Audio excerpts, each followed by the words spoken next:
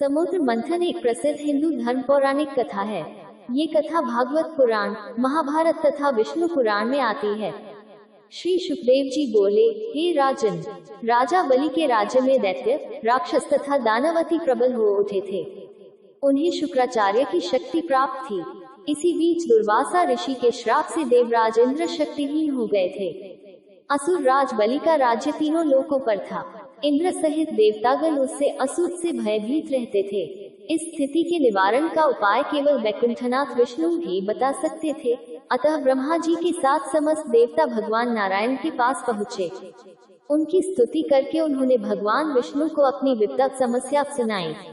तब भगवान मधुर वाणी में बोले कि इस समय तुम लोगों के लिए संकट काल है। दैत्यों, राक्षसों एवं दानवों का अभ्युत्थान हो रहा है और तुम लोगों की अवनति हो रही है, किंतु संकट काल को मैत्रीपूर्ण भाव से व्यतीत कर देना चाहिए। तुम असुरों से मित्रता कर लो और क्षीर सागर को मत कर उसमें से अमृत निकाल कर पान कर लो।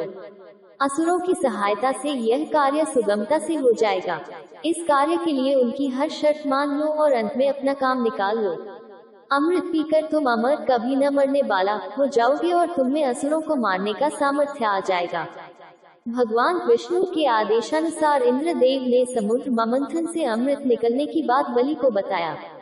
असुरराज बलि ने देवराज देवताओं के राजा इंद्र से समझौता कर लिया और समुद्र मंथन के लिए तैयार हो गए। मंद्राचल पर्वत को मथनी तथा वासुकी नाग को नेति बनाया गया। वासुकी के नेत्र से नेत्र राजपुरोहित का उद्भव हुआ। स्वयं भगवान श्री विष्णु कच्छप अवतार लेकर मंद्राचल पर्वत को अपने पीठ पर रखकर उसका आधार बन गए। भगवान नारायण विष्णु ने असुर रूप से असुरों में और देवता रूप से देवताओं में शक्ति का संचार किया। वासुकी नाग मथनी को भी गहन निद्रा देकर उसके कष्ट को हर लिया। देवता वासुकी नाग को मुख की ओर से पकड़ने लगे। इस पर उल्टी बुद्धि वाले दैत्य, राक्षस, दानवादी ने सोचा कि वासुकी नाग को मुख की ओर से पकड़ने में अवश्य कुछ न कुछ लाभ होगा। उन्होंने देवताओं से कहा कि हम किसी से शक्ति में कम नहीं हैं, हम मुंह की ओर का स्थान लेंगे। मथने के लिए तब देवताओं ने वासुकी नाग के पूंछ की ओर का स्थान ले लिया। समुद्र मंथन आरंभ हुआ और भगवान कच्छप के 1,00,000 योजन चौड़ी पीठ पर मंद्राचल पर्वत घूमने लगा। हे राजन, समुद्र मंथन से सबसे पहले जल का हलाहल विष निकला। उस विष की ज्वाला से सभी देवता तथा असुर जलने लगे और उनकी कांति फीकी पड़ने लगी। इस पर सभी ने मिलकर भगवान शंकर की प्रार्थना की। उनकी प्रार्थना पर महादेव जी उस विष को हथेली पर रखकर उसे पी गए, किंतु उसे कंठ से नीचे नहीं उतरने दिया। उस कालकूट विष के प्रभाव से शिव जी का कंठ नीला पड़ गया। इसीलिए महादेव जी को नीलकंठ कहते हैं।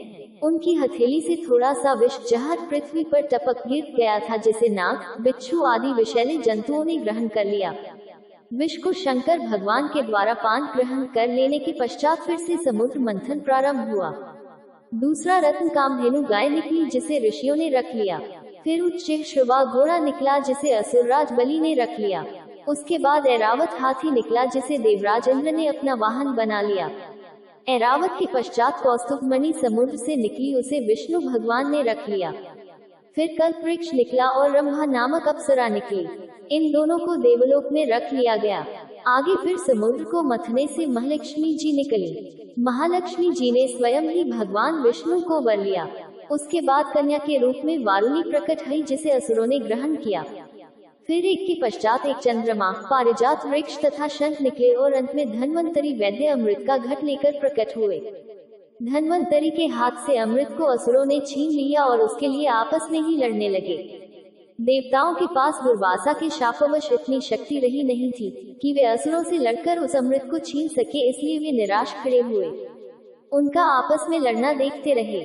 देवताओं की निराशा को देखकर भगवान विष्णु तत्काल मोहिनी रूप धारण कर आपस में लड़ते असुरों के पास जा पहुँचे। उस विश्वमोहिनी रूप को देखकर असुरों तथा देवताओं की तो बात ही क्या, स्वयं ब्रह्मज्ञानी कामदेव को भस्म कर देने वाले भगवान शंकर भी मोहित होकर उनकी ओर बार बार देखने लगे।